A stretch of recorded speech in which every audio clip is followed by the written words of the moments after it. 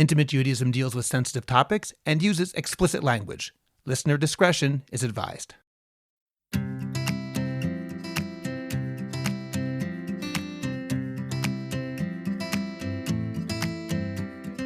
Welcome to this bonus episode of Intimate Judaism. I'm Rabbi Scott Kahn with Talia Rosenbaum.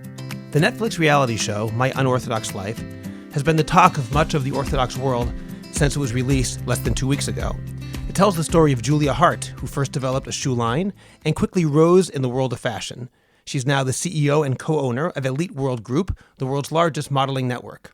As most of you probably know, the reason that her story is different from others is that Julia was an Orthodox Jew living in Monsey named Talia Hendler.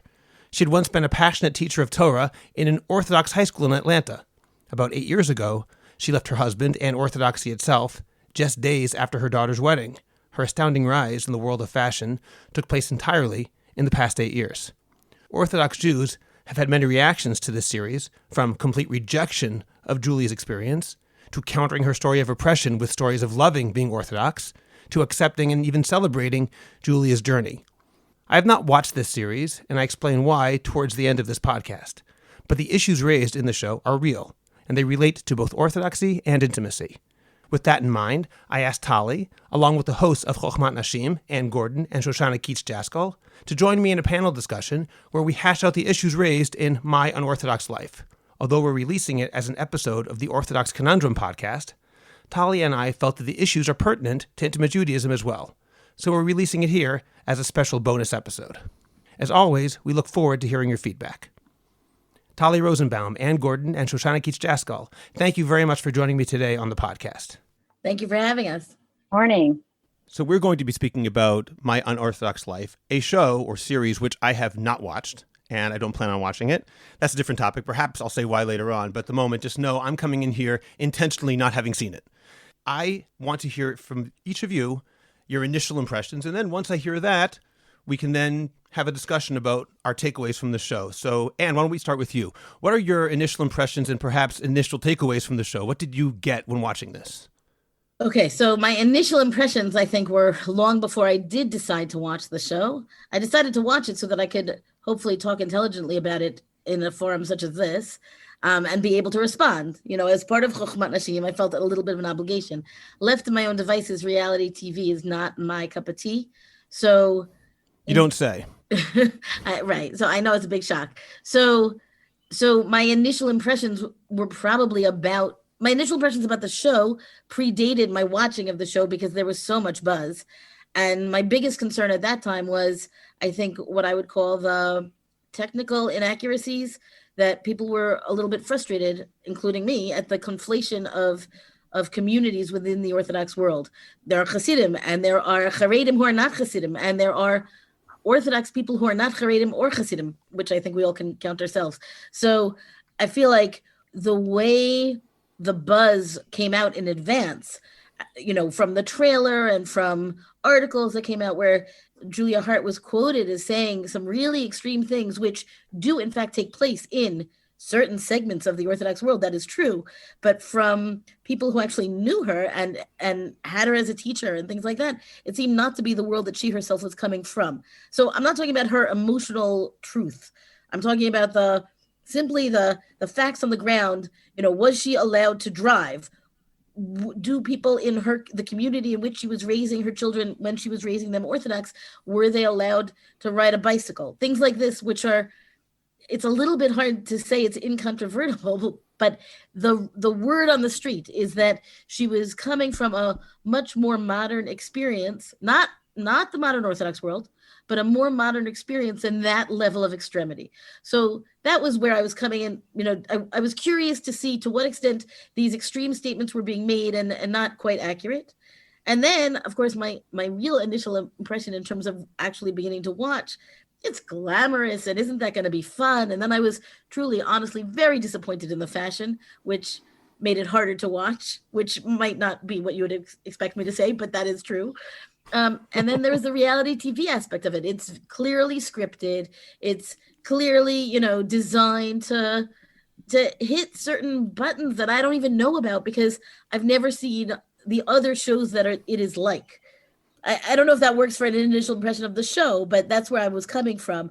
I did watch all of it in fairly rapid succession because I wanted to be done with it, right? I wanted to be able to be here today and say I have watched the entirety of it, and hopefully I remember it well enough because it was fast. Thank you, Anne. Shoshana, how about you?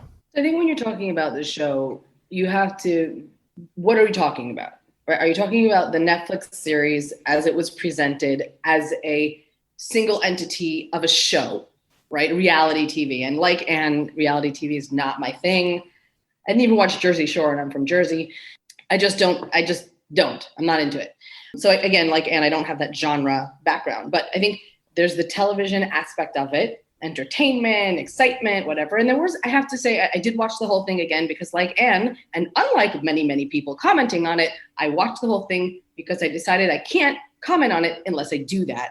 I know that's an unpopular opinion these days, but I felt that was important. So I did watch the whole thing, and anyone who got to the end would actually see a lot of satisfaction in the way the personal relationships developed, not only of Julia and her family and her ex-husband and his new wife or fiance, and the way the family was sitting around the table together and respecting everyone, to even other characters who had beautifully emotional moments that I don't want to spoil for anyone who hasn't watched it yet, but there is depth, okay? I just want to say that there is some depth. There is exploration of human relationships, and Talia maybe can speak more about that. So actually, I think there is some value in watching the whole thing and seeing how people get along and develop their relationships despite being so different. That's the show. Then there is, people take a lot of issue with Julia herself, like Anne mentioned, without having to repeat what she said, but just that, she's not necessarily from a fundamentalist thing. And how could she, we don't understand how she could speak this way when she wasn't. But really that bothers me so much. And we'll talk about it probably a little bit later. This is just my initial impressions, because Netflix spliced. You could even tell. I mean, you could tell when sentences were spliced. Who the hell knows what she actually said? And it was all thrown together. She never said she couldn't drive. She didn't say that. Okay, but people are like, she said she couldn't drive, and okay. And then there's the Jewish aspect of it, right? Which is, how do I feel Judaism was presented? And everyone's reaction to that, which has been for the most part a big boomerang. Right? Which is like, oh no, we're so happy. So I have a lot to say. But overall, I think when you're talking about this, you have to, what am I talking about? Am I talking about Julia? Am I talking about the show? Am I talking about Judaism? And unfortunately, it all gets thrown together and you're not really having a conversation.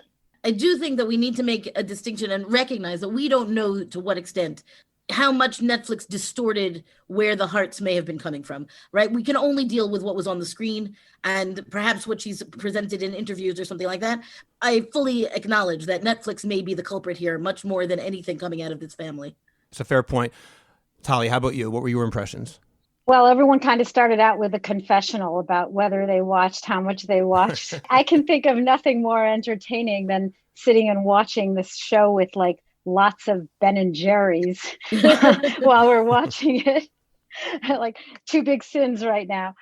Actually, I flipped through the last few episodes this morning in preparation because I had been watching it, but I didn't get through. And I'm glad that I flipped through certain scenes, and especially the last scene that you referred to, Shoshana.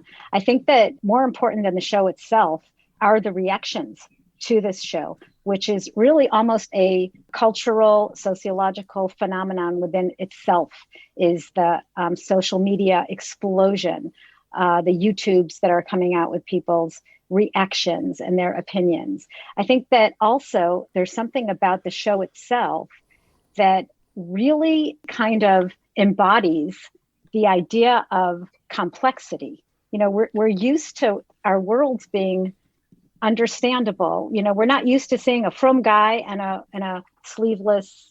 There's a long time before. I mean, we see that a lot here in Israel, but I remember first seeing and thinking, oh, that doesn't make sense. Now, of course, it makes more sense. But the idea of complexity, the idea that there is a spectrum of beliefs and opinions and practices and ways to be Jewish, ways to be religious. And some of those ways are spiritual. And some of those ways are communal. I mean, I think we all know that there was a Pew study that showed that many, many people identify as Orthodox, even if they don't even believe in God. So not everything about being Orthodox or even following ritual is necessarily about belief. And I think that this show and the way that people have dealt in this show with identity is a very big question. Even that's what you, Anne, started out with.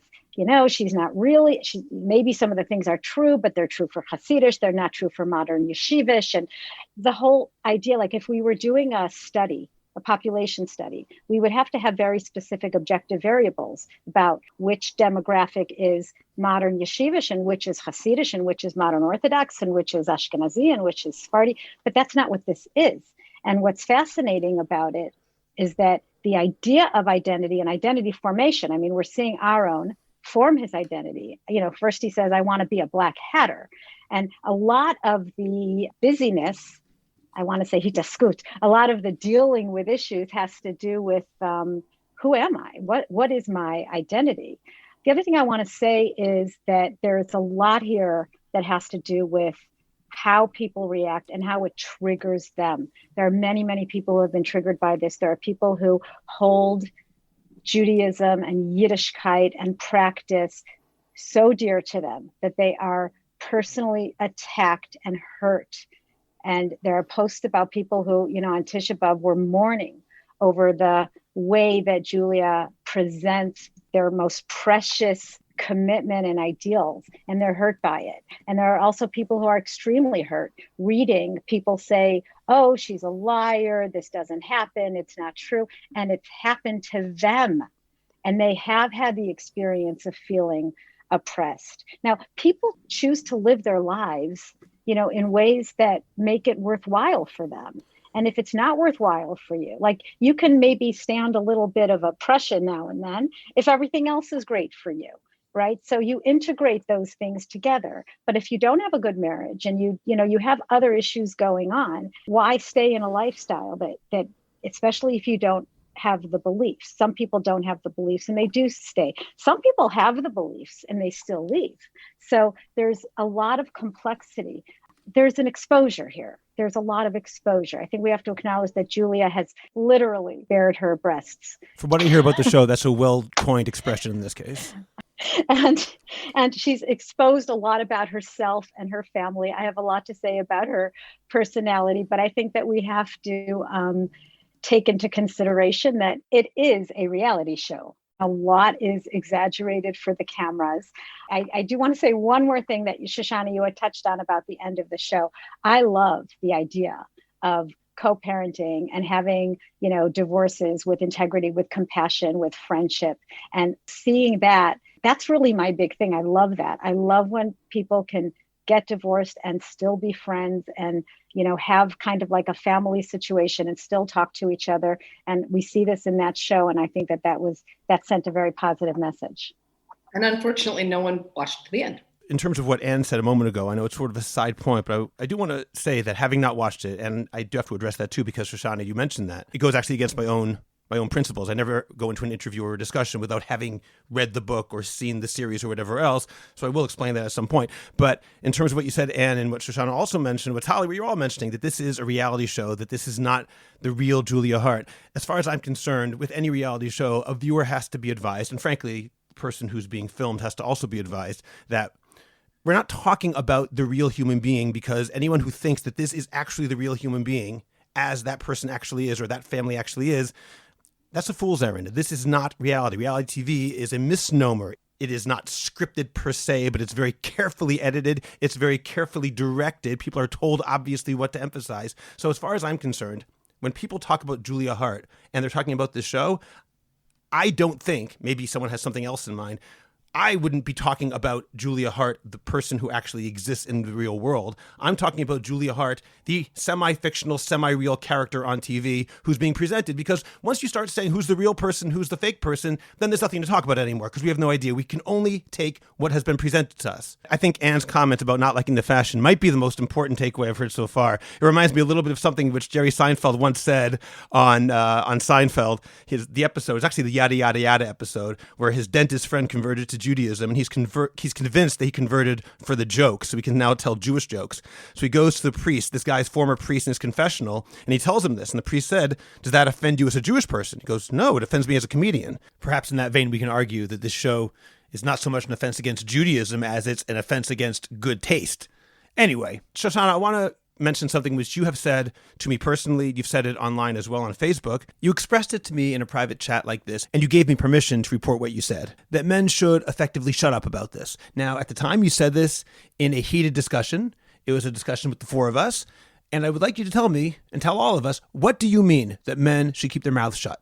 Yes, in this chat of the four of us, when we were talking about this, and I had been reading post after post from men pontificating about the show and Julia and how Judaism isn't really oppressive and how it's just not true that women are being raped. And it's just not true that men don't give gets, because in 99.99% of divorces, it's amicable and men give the get right away. And in 0.0001, the guy also doesn't know how to do math, that the get is refused. And even then it's given.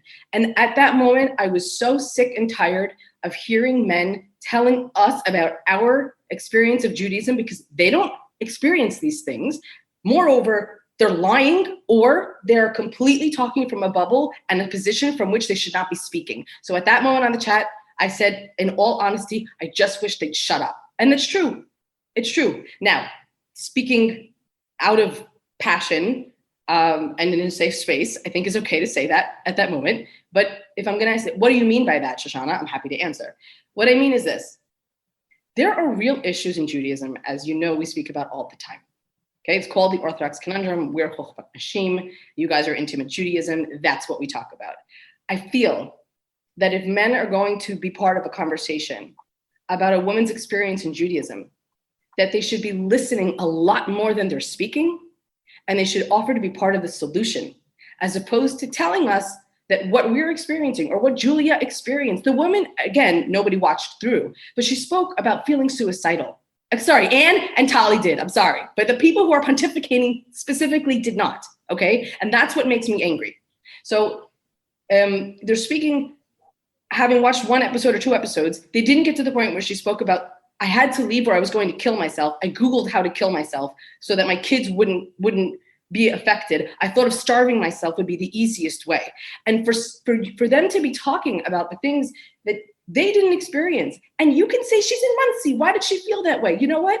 She also took a very particular role in raising her siblings from a very young age. So she was responsible for a lot of other people before she was able to develop who she was, okay? Then eventually she decides, I want to take care of myself. She's choking. She feels she can't get out. She feels she can't loosen restrictions because it's either all or nothing. And they speak about that in the show, all or nothing. So my point about men speaking is you don't experience it. And it bothers me tremendously as a person, as a woman, as an activist, for men to be out there saying, this isn't true, when really, and the women are taking up this conversation. They're posting all over the place. I just kind of feel like I wouldn't put myself in a conversation where I didn't have the experience. So I don't understand people who do that. And that's a fair thing to say. But here's my question. And before I get to my question, I want to say that in that chat, I am not the person who said the 0.001% of men. You're not talking about me. You're referring to somebody else. Just, I'm going to at least defend myself in that sense. And beyond that, I also made no comments because I agree with you. If you don't watch it, you can't comment about the series. And I'm not commenting about the series. I'm not commenting about Julia Haart, the real person, or Julia Haart, the fictional character that we watch on the screen. So in that sense, I'm not pretending, I didn't see it, but I can say what's going on in her life. This is my question, Shoshana. I absolutely agree that if it comes to judging that character, fictional or real, and talking about what she actually is thinking, her actual lived experience, and saying her lived experience is not true, it is a lie, that is absurd. No one can say that. It doesn't mean we have to accept it either, by the way, because she has her own subjective reality. But for us to say she is wrong, meaning her experience was not that, is absolutely unfair. But on the other hand, why can't I say, just as an example, I hear what she's saying, I feel bad that she has that lived experience. That is not the Judaism that I teach. That is not the Judaism that I espouse. It's not the Judaism that I was taught. I'm not trying to say that her reality isn't, or that no one has that Judaism, but I believe there is a different kind of Judaism within the Orthodox world which does exist. Is it really fundamentally not acceptable for a man to say that as well? That's my first question. Well, why are you centering yourself in that conversation? Why are you saying that's not what I teach? That's not what I know. That's not what I would espouse? Because if the whole problem is people telling Julia what she thinks, the other side is I have to talk about what I think. But you're saying that's not fair. I'm not allowed to say what I think because I don't know what she's thinking. As long as I say I can't judge her. And I can't judge all women. I can't judge women at all. Of course not. That's not my place at all. I hope I don't judge anybody. But I can talk about my lived experience being different. Why can't a man say that? It doesn't mean he's saying that women don't have serious reservations, serious problems. He's not denying those problems exist. But it is different for it to say you can't say anything at all. I don't see where that comes from. And I want to make another point as well. Why is gender the separating line? For example, you just mentioned a whole lot that went on in Julia's life, such as being a mother-type figure to her siblings from a young age, such as the fact that she was born in the Soviet Union, as I understand it. There are all sorts of things that went on in her life, which is not my experience, and it's not your experience either. It's uniquely her own. Why do we decide that gender is the thing? Women can talk about this, but men can't. Why can't we say, if you're not born in the Soviet Union, you also can't talk about this? That's my question about the dividing line as well. So first I'll ask Shoshana, then I know Talia had something else she wanted to say. Sure. If you watched the show, you would understand why she left. She felt oppressed. She felt she couldn't be herself. She felt she couldn't express herself. She felt she didn't have value in and of herself as a woman, that all of her olam haba, which by the way is totally taught, we earn our reward in the next world from what our men do. My husband and my children, my sons, my daughters aren't, my sons, learning is how I get olam haba when they're taught in these schools, okay? So she didn't say because I was born in the Soviet Union, I left Judaism. She didn't say because I don't know what, taught Chumash and I didn't believe it anymore, I left. She specifically spoke about the things that you will never experience, Scott. No man will ever experience those things. Well, look, I think that we're talking about a conflict, basically. It's like, let's just take Julia as a representative, although there's so many Julias out there. But let's just take Julia as a representative of somebody who decides to break with the system, and people have a hard time looking at breakups. And, I think that one of the things that we're looking at here is the relationship of Julia with her children, relationships within Judaism, and the relationships of the people with Judaism who are reacting and responding and getting caught up in facts and in defensive and reactive ways of arguing. And as a therapist, I know, and I say this all the time to the couples who are in my office who are trying to prove who's right. And I say, do you want to be right or do you want to be married? Because, you can keep up with who's right and who's wrong, but the facts don't matter, because what's true for that person is true for that person. And so what I teach people to do is try to express yourself in terms of your feeling. And Shoshana was able to connect with empathy to Julia's way of talking about how she was feeling.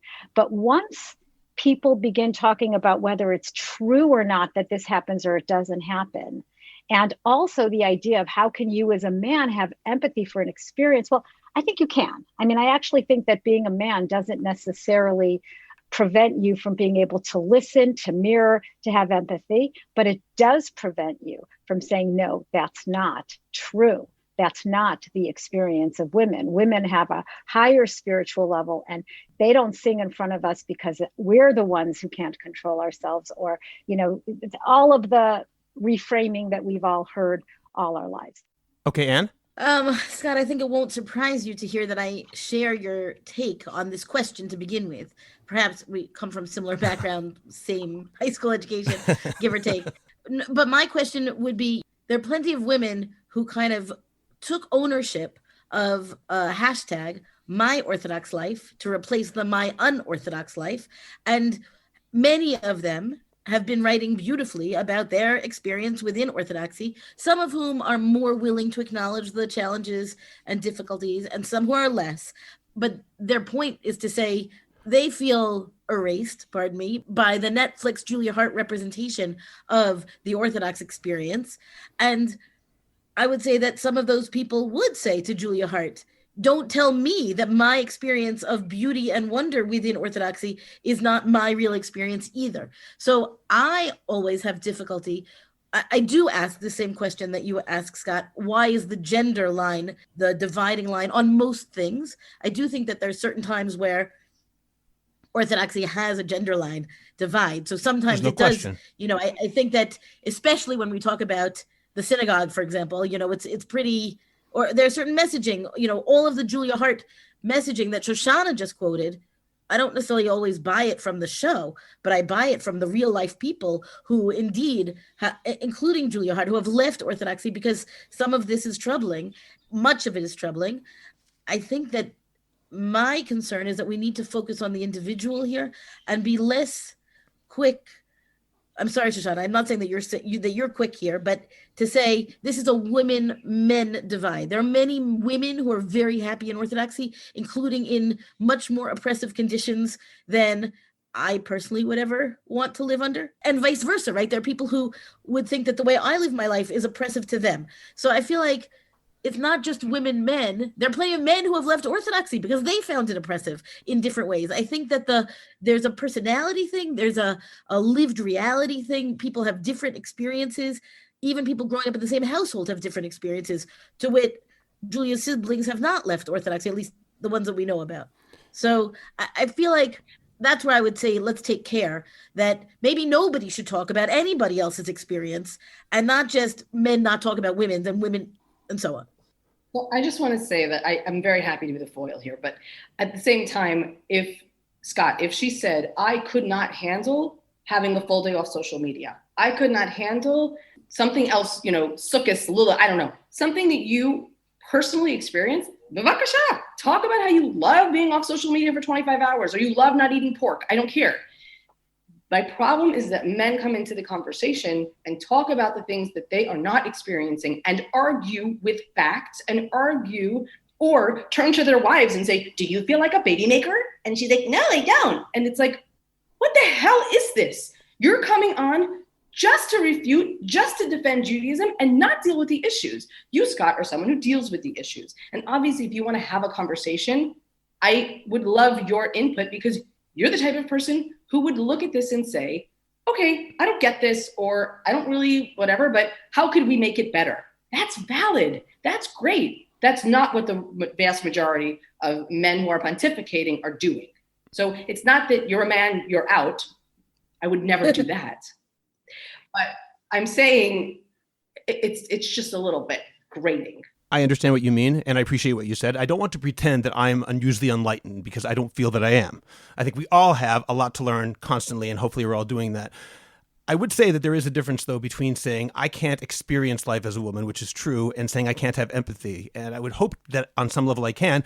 As a very simple example, last night I was at the Kotel with my wife and two of my daughters, my youngest two daughters, and I was really irritated because there were lots of men on the men's side. At the same time, it was only in that plaza approximately 1/5 full. There was plenty of room for me to walk around and breathe and enjoy the scenery. Meanwhile, at the same time, my wife and two daughters went to the other side of the Kotel, where there were probably the same number of women, but because that part of the plaza is so small, they were completely tight. There was no logic to this, not to mention the fact that the men also have a very large indoor area as well. And I came out there, and my wife wasn't bothered by it. She hadn't really noticed it. And I told her I was really ticked off. I said, this is ridiculous. Why is it that the mechitza is so far over when every single night many, many women go to the Kotel? If the reality is women didn't go, maybe you could argue that's the reason why, but at least we could say, okay, it's based on numbers. But this is not based on numbers. This is based on someone stuck it there and no one would dare move it. And I was the one, if I can say so, who had the empathy, and my wife didn't. She's like, oh, you're right. She hadn't thought about that. So I think there's a difference between saying my lived experience as a woman, which I can't say, versus as a man, I can empathize with people who are upset about the situation. I can see it even if perhaps some of them don't see it themselves. I think that is a fair thing to say. Talia, did you want to say something before we move on to the next topic? Well, first of all, I do want to just acknowledge what you just said, Scott. I mean, I think that people don't want men to defend and to devalue the experience, and they do want to be understood and validated. I don't think we can expect of men to necessarily change the reality. But even being able to say, this isn't okay. And I'm seeing through the eyes of what it must be like for you to be pushed to the side like that, to be literally pushed to the side, which is not necessarily an unusual experience in public prayer spaces, even in shuls to some extent. So I appreciate that. Again, when we talk about whether men have a right to weigh in, and my belief is that everybody has a right to weigh in. I mean, I think that we can all agree that this has provoked a great deal of thought and feeling and impressions and opinion. And people do need a way to express themselves, whether they're men or women. I do want to say that in addition to social media, I'm on some therapy listservs, Orthodox therapy listservs, where this has been brought up. And I was actually quite pleasantly surprised by some of the men who were able to, at the same time, express their sadness, their grief, their shock, their concern, but also as therapists maybe, but also as men, be able to say, wow, there must be an experience here that we need to understand more about. And I think that if we can take home the message that maybe we can use this opportunity to reflect. I mean, I think that my Orthodox life certainly had a role, but there is something that felt defensive about it. And, kind of like needing, and it's, again, I think it's a very normal reaction. Like you want to be able to say, world, this has gone out to the world. So hello, world, please don't think this way. I'm an Orthodox woman and I'm a doctor and I'm a lawyer and I'm not oppressed. And here's my picture, which, by the way, wouldn't necessarily appear in mainstream Orthodox venues, but that's another issue. So it makes sense that, being able to demonstrate one's lack of feeling oppressed. But yet I also think it's an opportunity for us to sit back and say, okay, what's happening here? And I also don't think it's sufficient to say, come on, this doesn't happen in the mainstream Orthodox society, maybe in Hasidic societies. But what about Hasidic societies? We shouldn't talk about that. We shouldn't be concerned about that. I mean, Unorthodox, which we did a panel on, doesn't seem like it seemed like there was a lot of talking there too, but not as much as this. And I think because this hits home, because it's so mainstream, whereas Unorthodox felt for many Orthodox people, they're not so familiar with Williamsburg and what life is like. I would assume that for many people who are in the Orthodox world, who are greatly offended and perhaps defensive about this show, the difference between this and Unorthodox is that I'm guessing that many people are afraid that the unnuanced viewer, maybe perhaps non-Jews watching, will just assume that the Orthodox life, which is the contrast of my unorthodox life, is uniform. It's a single thing. They don't understand the distinctions between Haredi, ultra-Orthodox, Hasidish, modern Orthodox, Dati Lumi. These aren't even presented in the outside world. These are distinctions that we know from within. It's not something which people will understand, and therefore saying that this is an experience that some people might have, but it is not the experience that everybody has, is probably, they feel a necessity to actually say that. The problem is, Scott, that what she's talking about, and she tries, by the way, throughout the series, she tries to say, my problem is with fundamentalism, not with Judaism and not with religion itself. Any fundamentalism is wrong. And she repeats this repeatedly. She repeats it repeatedly throughout the series. And she says, in Judaism, the woman is secondary.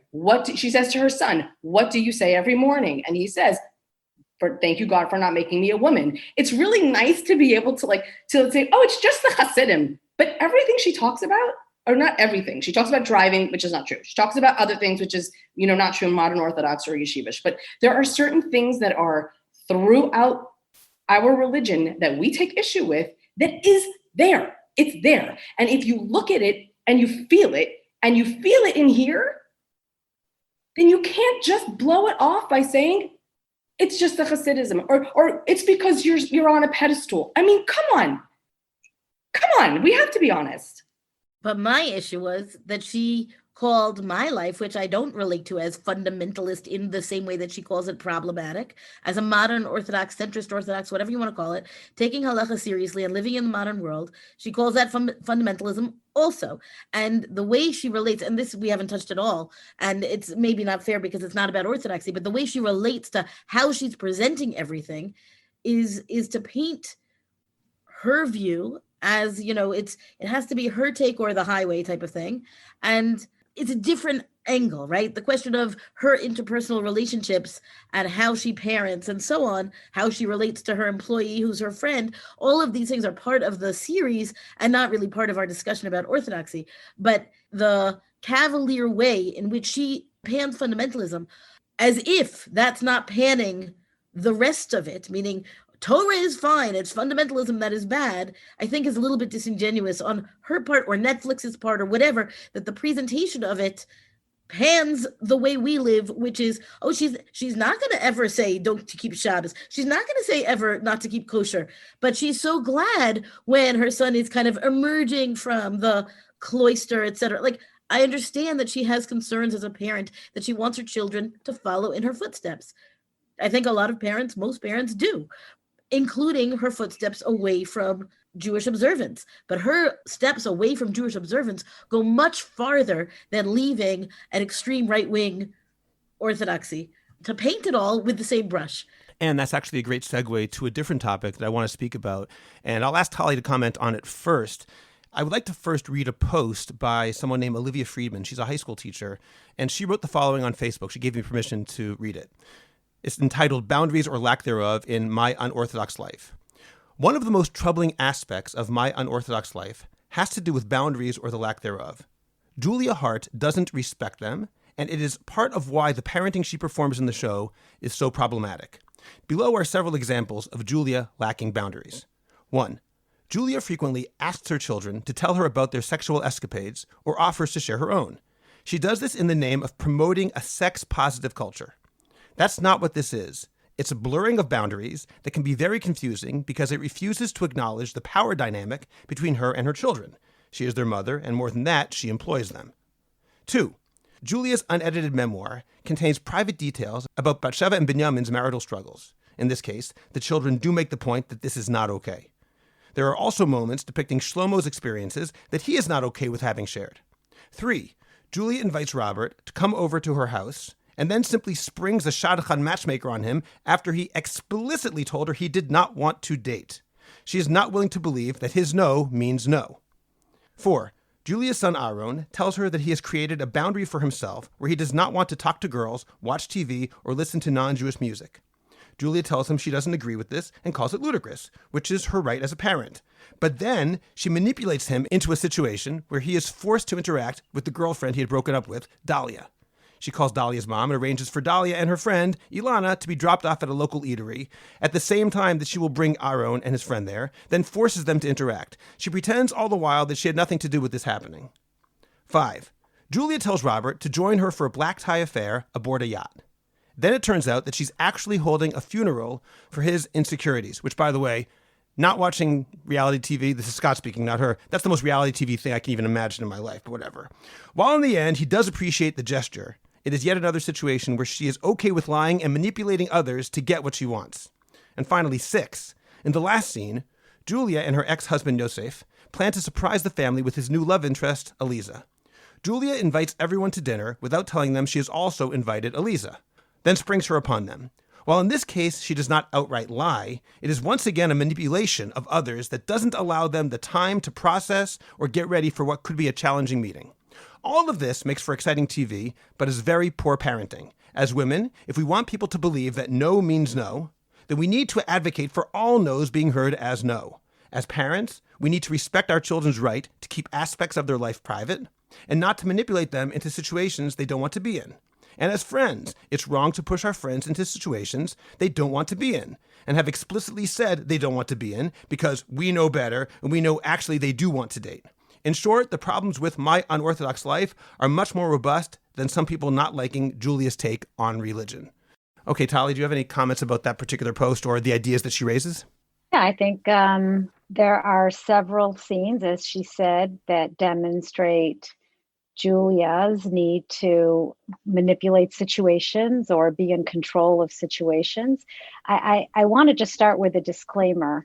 I don't feel comfortable providing a psychological analysis of somebody who hasn't been in my office. And if that person was in my office, I wouldn't be doing it. But on the other hand, she put herself out there. And so people who do put themselves out there do kind of like waive their privacy rights in that sense. So I mean, there are people that would say, how dare you say that Trump is a narcissist because he wasn't in your office, you shouldn't be diagnosing. But, there are some things that are pretty obvious. So you're diagnosing the reality show character, not the human being. That's what I would say. Okay, so I would diagnose or analyze or whatever. I would speak about her like I would speak about anybody in terms of how we behave in our lives has a lot to do with how we developed and what are our own experiences and what are our wounds and what are our attachment experiences and what are our personal traumas and what were the boundaries that were presented to her and how did she have to cope and adapt in her life. But what I understand is that she definitely felt somewhat abandoned by her parents and that she was a parentified child who had to raise her own siblings, in which case she had to take on a great deal of responsibility and she did not get her needs met. She obviously coped in her life by trying to take control. And maybe at some points that was with food. And certainly now in her quote unquote new life, she does it. She does it with her children. Some of it may really be an overreaction or an overreach. There are some parenting scenes with Julia that are very cringeworthy in terms of her inability to separate her own experience from those of her children. And clearly she's very attached to the outcome of her children, the same way that many parents who are, very religious are attached to the outcome. But certainly we want to be able to create a healthy developmental environment with the right amount of provision of respect and non-invasiveness into the child's experience in the child's life. So I agree that there are some definite boundary issues, and I think that we need to be able to stay curious and understand why. The other thing I want to say is that she's very likely a work in progress. She's on a path, and I actually would have been very curious to see the years from when she left until she became this mega CEO and this amazingly powerful woman who, by the way, seems to have some very strong opinions and also some positive influences on how models are objectified. And she seems to have some very strong ideas that are influential in the Western culture. That's not unlike people who have that sort of a grandiose personality. So I think that not being able to identify or respect boundaries, that's probably something that was part of her experience. And that's something that is certainly perpetuated, at least as we see it, from our side of the camera lens. There's a lot of cringe in the show. I didn't even get to talk about any of this stuff because I'm so busy dealing with everything else. Not that I really need to talk about it because it's a television show, whatever, but I would just briefly respond and say, obviously, I found that a lot of the things that she did was really overstepping, really overreaching, and not very tolerant. We want tolerance. We ask for understanding of anyone's experiences, really, anyone's pain, anyone's journey. And I feel that she didn't really, or at least as it was depicted, did not give that to her own children. And she's really lucky, or at least she does something really, really good to compensate for that they love her so much that they still, despite what she does, they love her. Again, depicted, blah, blah, blah, but they stick with her. Despite what she's done, despite how she embarrasses them, they stick with her. And so there's a lot more I'm not seeing, which makes it a little bit frustrating to talk about. But I agree that in general, those things were overstepping and uncomfortable and not the best way to go. So my reaction overall, right? You initially asked about my initial reaction. My reaction overall is that there's a large piece of this story that remains unknown. And not just because it's a reality show, meaning I don't know if it's kept out of the public eye because she wants it that way or because it will show up in the tell-all memoir that's supposed to be out, I think, next spring, meaning I don't know, but I felt that a lot of her journey is not represented here, and I would like to know it. In my most voyeur hat, my most Yenta hat, that's the part of the story that I think was missing. As Talia said, you'd like to have known the 7 years up until this show. I do want to say that a lot of the people I know who are Orthodox, who identify as Orthodox, and who would object to her characterization of Orthodoxy have been very vocal about her presentation of Orthodoxy being the least disturbing aspect of what happens on this show.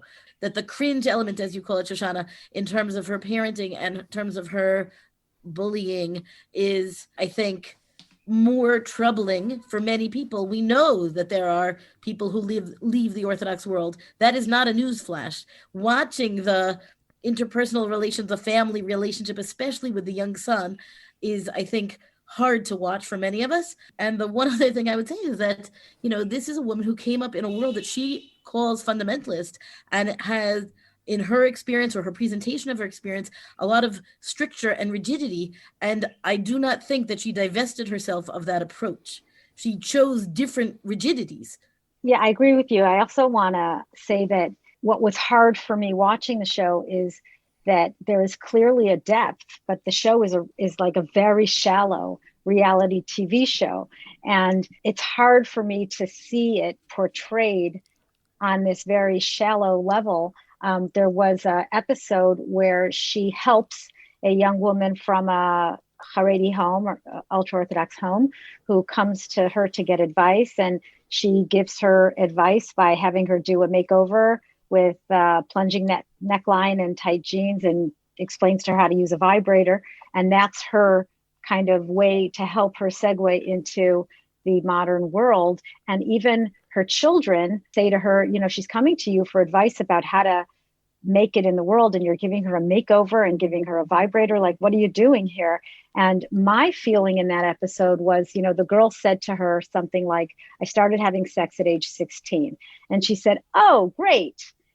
Now, in my experience working with young women and men who are questioning their backgrounds and who are, I don't like to say going off the derech, I hate that. So who are transitioning identities or whatever, their early sexual experiences frequently are coercive. They're not necessarily planned with knowledge or education or birth control or anything like that.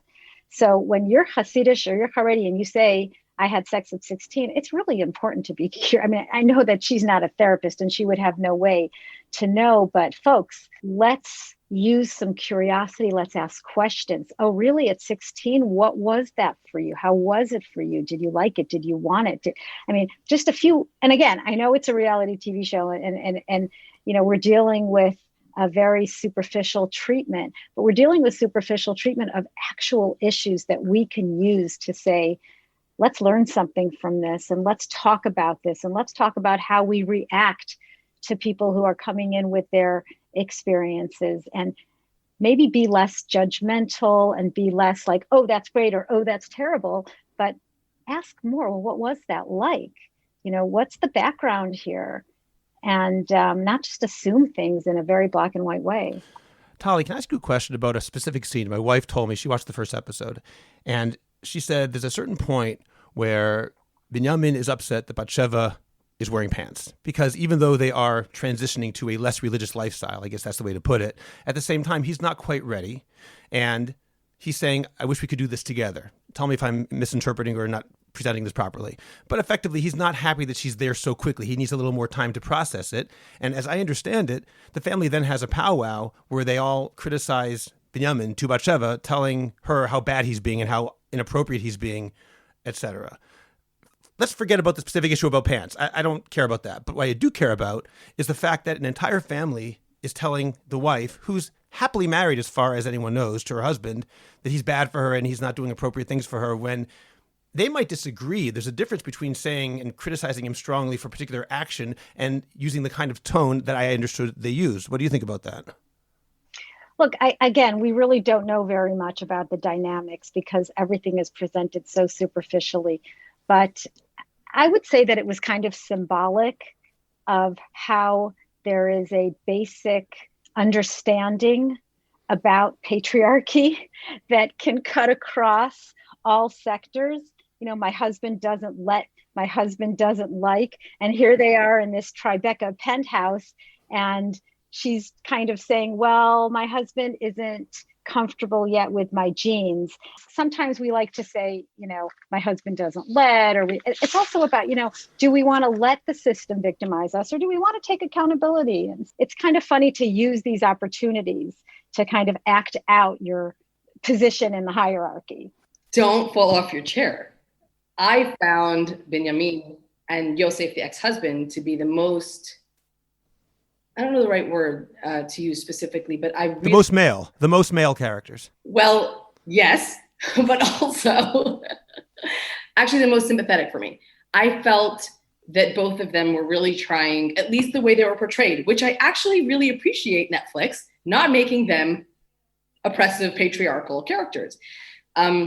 Because when you are married, everything is a conversation, or at least in my marriage, we try to make it a conversation. We do respect each other's desires, wants, whatever's, like my husband does not tell me how to dress or whatever, but I would not take off my head covering without having a conversation with him about it. I wouldn't put on jeans without talking to him about it. I mean, we are married and we have a relationship, and I don't feel oppressed to ask him how he feels about it and to express how I feel about it. I don't think it's fair, actually, to pit a husband and a wife. I think that especially the 20-year-old Miriam, she actually went really far and said to Batsheva, I don't think he's good for you. Just because he, at least from what we could see, okay, always that caveat, from what we could see, because he was not ready for her to wear jeans. And I was just like, whoa. And Batsheva did a really good job at saying, I'm in a long-term relationship. This is how relationships work. We are together. We are working through it together. And I don't appreciate you saying that about my husband and my marriage. So I actually, Dafka thought that was something that got right about portraying his concern, her wanting to be both herself and in a committed relationship where his opinion mattered. I think if anything here, Binyamin has been the one who has had to conform very much to a very, very strong family and a very strong expectation. I don't think for a minute we think that Batsheva is oppressed by Binyamin. If anything, it might be a little bit the other way around.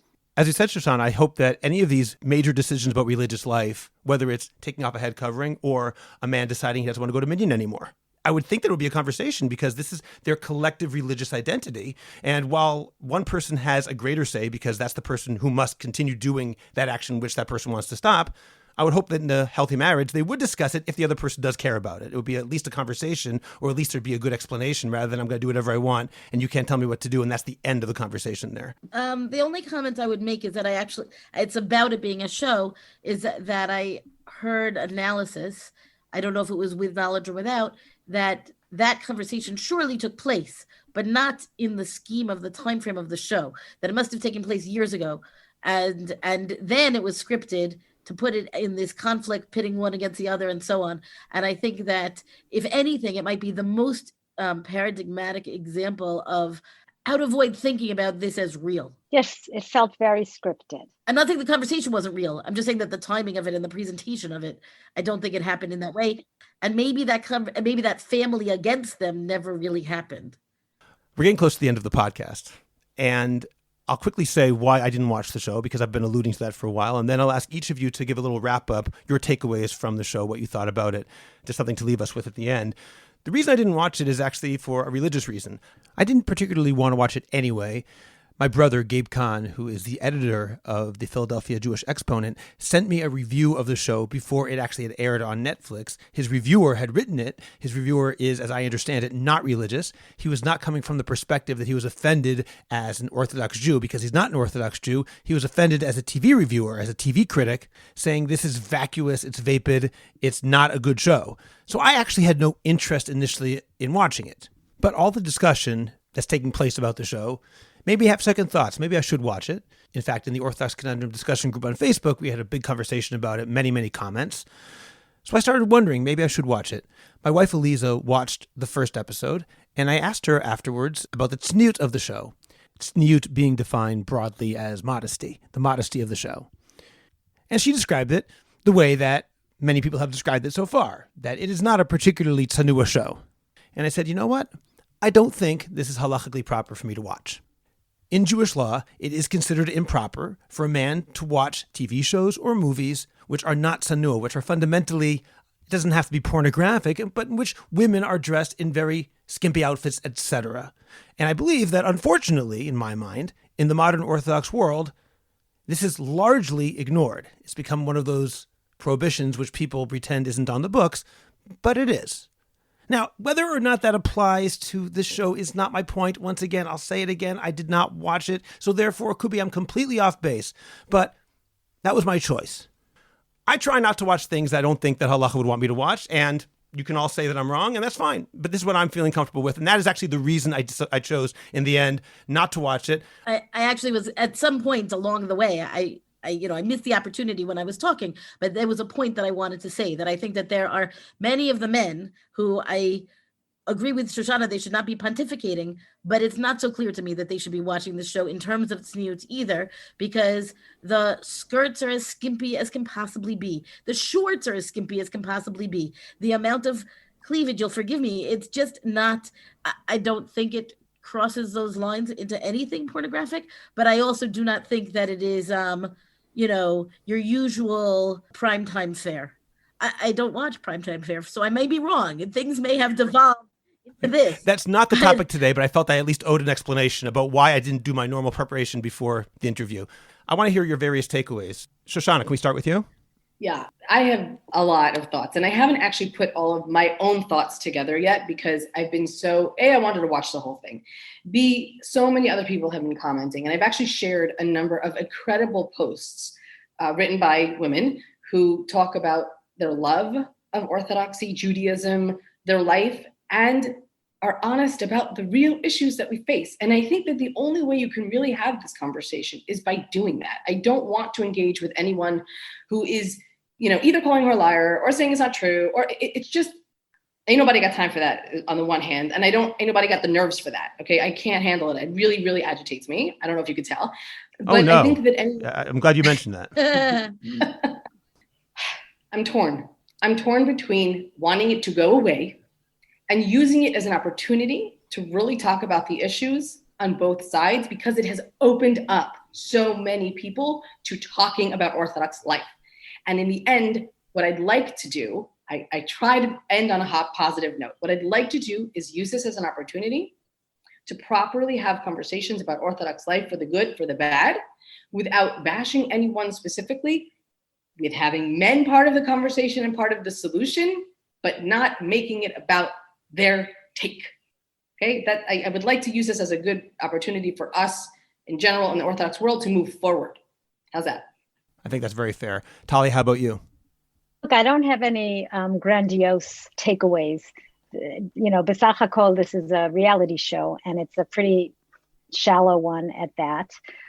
It's about societies. It's about cultures. Even for us sitting in Israel, the culture of, there's so much conversation about handbags, and, we throw things into a plastic bag and just leave the house. There were all these conversations about these pocketbooks that are super designer expensive, like probably more than, who knows, how much we would spend on groceries for a month. And it's a culture that most of us here in Israel are not that used to. And it's fascinating. It's fascinating to see the house in the Hamptons and the swimming pool. And I was getting a little, low tachmod there, low tachmodi. This week's Parsha. Yeah. But wow, look at that life. It's totally foreign to me. So my experience about that part of their life is probably very similar to the experience of people who are watching the Orthodox part who aren't. And, we coming from the cultural milieu of Orthodoxy are very interested. So in a big way, there's sameness, and in a big way, there's otherness.